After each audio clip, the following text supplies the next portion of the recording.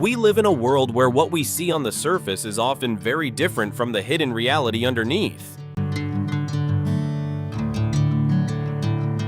Take global trade, for example. Every day, millions of shipping containers move across oceans. The clothes you wear, the phone in your hand, most of these products have traveled inside those metal boxes. From a distance, it looks like a perfectly balanced system. Containers go out full and return empty. But the reality is far more complex. China has become the world's manufacturing hub over the last few decades, exporting massive volumes of goods while importing far less. This creates a huge imbalance in global container movement. Around 40% of containers return filled, but the rest either return empty or are left behind in ports across the world.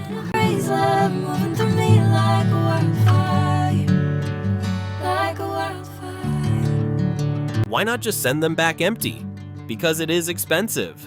Sending an empty container back to China can cost around $3,000, and it also takes up valuable cargo space that could be used for profit. Ironically, producing a new container in China can cost even less than shipping an old empty one back. As a result, millions of containers accumulate unused, rusting in ports, industrial yards, and storage areas around the world.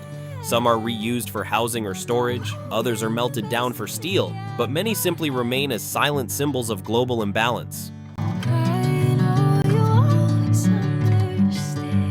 Now shift to another surprising contradiction: oil production in the United States.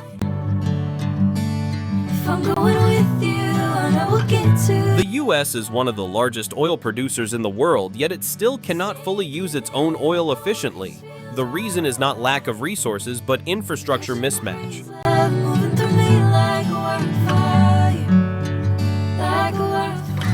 Most of the oil extracted in the US is light crude oil, which requires different refining systems than what many American refineries were originally built for. These refineries were designed decades ago to process heavier crude imported from countries like Venezuela and Mexico.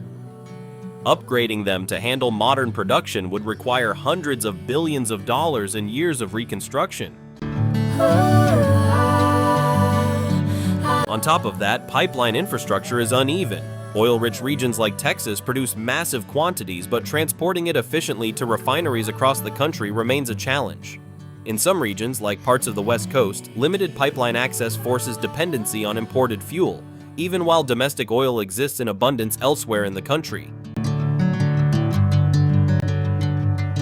So the result is ironic. America exports some of its oil and imports other types of oil at the same time.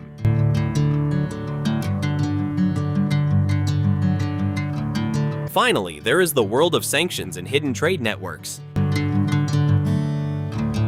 Countries like Iran have been under strict international sanctions for years, limiting their ability to legally buy or sell aircraft and other major assets. Yet, complex loopholes sometimes allow transactions to happen in indirect ways. In recent years, reports suggested that Boeing 777 aircraft eventually ended up in Iranian possession. These planes originally belonged to commercial airlines and were stored or abandoned in other countries. Through a chain of intermediaries, shell companies, and re-registered ownership structures, the aircraft changed hands multiple times.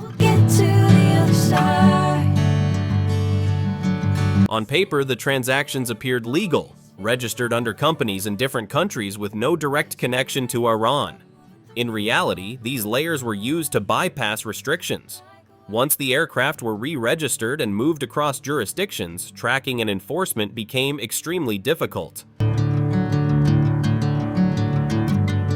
By the time authorities understood what had happened, the planes were already integrated into Iranian airline operations, leaving very little room for legal reversal.